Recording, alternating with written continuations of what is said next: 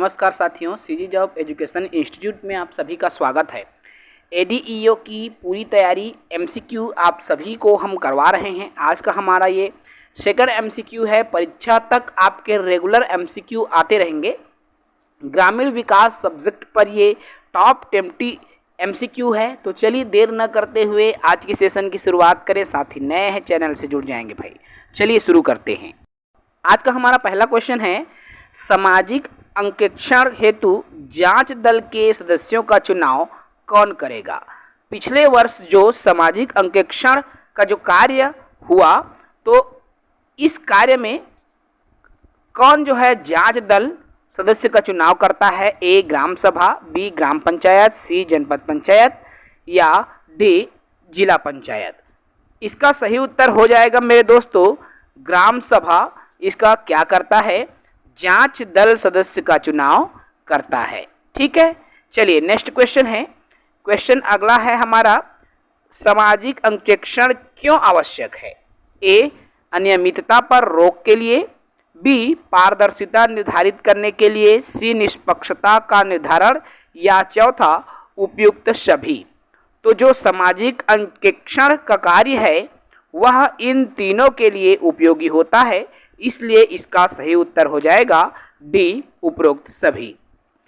अगला सवाल है हमारा, सवाल नंबर तीसरा कह सकते हैं, कम से कम कितने माह पूर्व सामाजिक अंकेक्षण की घोषणा करते हुए एजेंडा जारी किया जाता है, जिसमें स्थान, तिथि व समय है तथा जिम्मेदार लोगों का स्पष्ट उल्लेख होता है। तो ये कितने माह पूर्व कहा गया है, ये प्रश्न है और इसमें 4 ऑप्शन है, 1 माह, 2 माह, 3 माह और 4 माह। इसका सही उत्तर हो जाएगा ए 1 माह पूर्व। क्लियर है। चलिए अगला सवाल है। अगला सवाल आपको स्क्रीन पर दिख रहा है, शासन द्वारा निर्धारित दिनांकों को ग्राम सभा को आहूत करने का दायित्व किसका होता है। देखो, ग्राम सभा को आहूत करने का उत्तरदायित्व किसका होता है। ए सरपंच, बी अनुविभागीय अधिकारी, सी अंकेक्षण दल या डी जनपद के अध्यक्ष। तो शासन द्वारा जो निर्धारित ग्राम सभा आहूत करने का दायित्व किसका होता है मेरे दोस्तों, तो गांव के मुखिया अर्थात सरपंच का उत्तरदायित्व होता है। क्लियर है।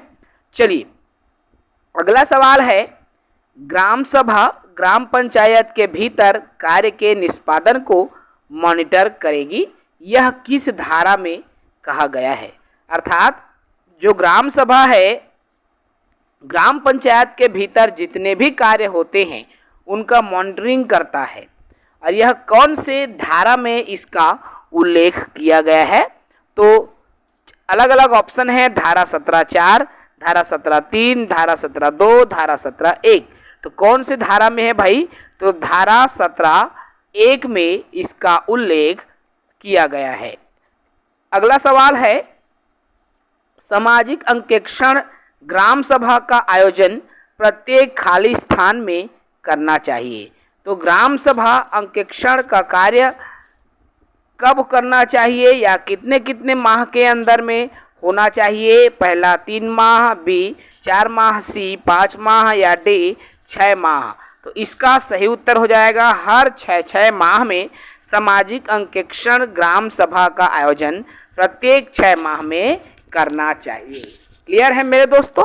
चलिए नेक्स्ट सवाल है, सामाजिक अंकेक्षण के संदर्भ में ही ये प्रश्न है, सामाजिक अंकेक्षण ग्राम सभा में बाहरी व्यक्ति के बारे में क्या कहा गया है।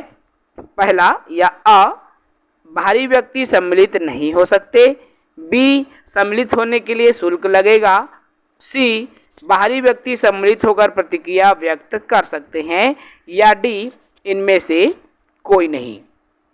क्या उत्तर हो जाएगा मेरे दोस्तों, तो इसका उत्तर सी हो जाएगा, बाहरी व्यक्ति सम्मिलित होकर अपनी प्रतिक्रिया दे सकते हैं। क्लियर है भाई। चलिए नेक्स्ट सवाल पर आते हैं, और हमारा नेक्स्ट सवाल क्या है भाई, अगला सवाल है, चलिए आपको स्क्रीन पर दिख रहा है, मुद्रा के अंतर्गत शिशु ऋण योजना में कितने रुपए के ऋण स्वीकृत करने का प्रावधान है। अर्थात जो शिशु ऋण योजना संचालित है मुद्रा के संदर्भ में, उसमें कितना ऋण जो है मिल सकता है, कितना लोन जो है मिल सकता है। अलग अलग ऑप्शन है, ए 50,000, बी 1 लाख, सी 5 लाख, डी इनमें से कोई नहीं। इसका सही उत्तर हो जाएगा मेरे दोस्तों 50,000 रुपए तक का लोन जो है ऋण आप शिशु ऋण योजना के अंतर्गत प्राप्त कर सकते हैं। अगला सवाल पर आते हैं। हमारा अगला सवाल जो कि आपको स्क्रीन पर दिख रहा है, पात्रता रखने वाले स्वयं सहायता समूह को परिक्रमी निधि के रूप में कितनी राशि दिए जाने का प्रावधान है। अर्थात जो स्व सहायता समूह गांव-गांव में कार्यरत है ना, महिलाओं के लिए महिला स्व सहायता समूह, तो उन समूहों को परिक्रमी निधि के अंतर्गत कितनी राशि दिए जाने का प्रावधान है। तो ए 20,000, बी 15,000, सी 25,000 या डी उपरोक्त में से कोई नहीं। तो इसका उत्तर हो जाएगा बी 15,000 तक जो है देने का प्रावधान रखा गया है। नेक्स्ट क्वेश्चन है, सामुदायिक निवेश कोष से स्व सहायता समूहों को आजीविका के लिए कितनी राशि का ऋण दिया जा सकेगा। देखिए, सामुदायिक निवेश कोष से है ना, किससे मिलेगा ये, सामुदायिक निवेश कोष से स्व सहायता समूह को आजीविका के लिए कितने रुपए की धनराशि ऋण दिया जा सकता है। तो इसका सही उत्तर क्या हो जाएगा, पहले विकल्प देखो, 50,000, 75,000, 1 लाख या उपरोक्त में से कोई नहीं। इसका सही उत्तर हो जाएगा उपरोक्त में से कोई नहीं। क्लियर है। चलिए नेक्स्ट क्वेश्चन है, रुपए कार्ड को कब शुरू किया गया था। रुपए कार्ड को कब शुरू किया गया था। पहला 8 मई 2014, बी 8 मई 2015, सी 8 मई 2016, डी 8 मई 2017। सही उत्तर हो जाएगा 8 मई 2014 को रुपए कार्ड शुरू किया गया था। क्लियर है मेरे दोस्तों। अगले सवाल पर आते हैं, प्रधानमंत्री जन धन योजना में कितने वर्ष से अधिक लोग खाता खोल सकते हैं। मतलब जो खाता खोलने के लिए उम्र सीमा से संबंधित ये सवाल है। तो पहला 18 वर्ष से अधिक, दूसरा 15 वर्ष से अधिक, सी 12 वर्ष से अधिक या डी 10 वर्ष से अधिक। इसका क्या उत्तर हो जाएगा। तो देखिए दोस्तों, ये जो प्रश्न है प्रधानमंत्री से संबंधित, इसका उत्तर हो जाएगा 10 वर्ष से अधिक के बालक प्रधानमंत्री जन धन योजना के अंतर्गत अपना खाता खोल सकता है।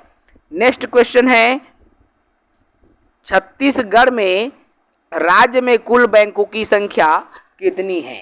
देखो, छत्तीसगढ़ में राज्य में कुल बैंकों की संख्या बताना है। तो इसमें अलग अलग है। देखो, ए 97, बी 87, सी 67 या डी 47। तो इसका सही उत्तर हो जाएगा डी 47 बैंक जो है हमारे छत्तीसगढ़ में राज्य में कुल बैंक संचालित किया जाता है। अगले सवाल पर बात करूं मैं, आपको स्क्रीन पर दिख रहा है, सूचना का अधिकार अधिनियम कब पारित हुआ था। ए 10 मई 2003, 11 मई 4, 12 मई 5, 13 मई 6। तो सूचना का अधिकार अधिनियम कब शुरू हुआ था मेरे दोस्तों।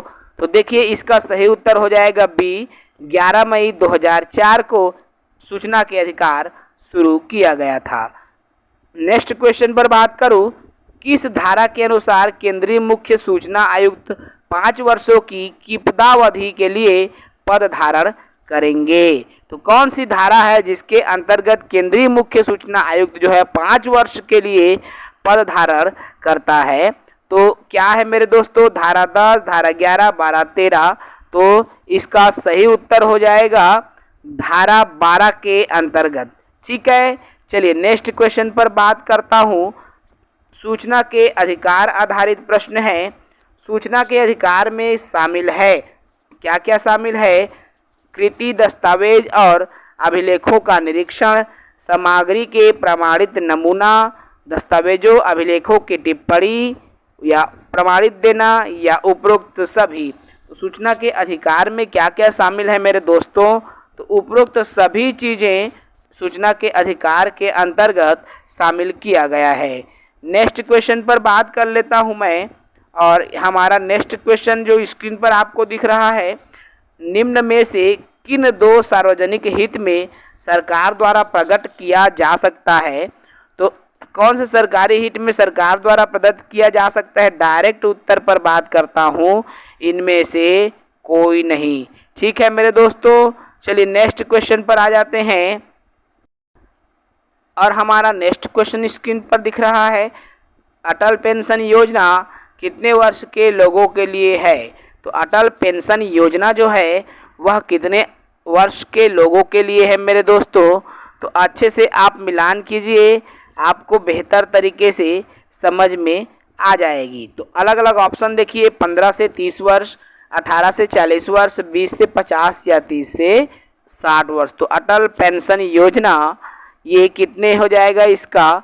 तो उत्तर हो जाएगा बी, 18 वर्ष से 40 वर्ष के बीच के लोगों के लिए अटल पेंशन योजना चलाई जा रही है। नेक्स्ट क्वेश्चन पर बात करूं, किसके माता पिता लड़की के नाम से 10 वर्ष की आयु से ही उनके खाता खोल सकेंगे?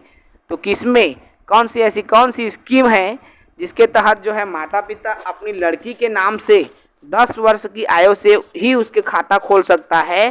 पहला क्या है, बेटी बढ़ाओ बेटी बचाओ योजना के तहत, प्रधानमंत्री जन धन योजना के तहत, सुकन्या समृद्धि योजना के तहत, या प्रधानमंत्री सुरक्षा बीमा योजना के तहत। तो इसका सही उत्तर क्या हो जाएगा मेरे दोस्तों? तो देखिए भाई, इस प्रश्न का उत्तर जो आपको दिखाई दे रहा है, इसका सही उत्तर हो जाएगा सी वाला ऑप्शन। सुकन्या समृद्धि खाता के तहत जो है प्रत्येक माता पिता लड़की के नाम से 10 वर्ष की आयु से ही खाता खोल सकता है। क्लियर है भाई? चलिए नेक्स्ट क्वेश्चन आते हैं, भूमि विकास बैंक की स्थापना कब की गई थी? तो भूमि विकास बैंक की स्थापना कब की गई थी मेरे दोस्तों? अलग अलग आपको ऑप्शन दिख रहा है, 1926, 1927, 1928, 1929। तो भूमि इसका सही उत्तर हो जाएगा डी वाला ऑप्शन, 1929 सही उत्तर हो जाएगा। नेक्स्ट क्वेश्चन पर बात करूं, चलिए ये तो रहा हमारे पूरे 20 क्वेश्चंस। ठीक है, नेक्स्ट क्वेश्चन हम नेक्स्ट सीरीज में चर्चा करेंगे। तब तक के लिए हमारे साथ जुड़े रहिए। सीरीज ऑफ एजुकेशन को सब्सक्राइब कर लीजिए, क्योंकि एडीईओ की पूरी तैयारी आपको हमारे चैनल के माध्यम से मिल रही है। जय हिंद, वंदे मातरम।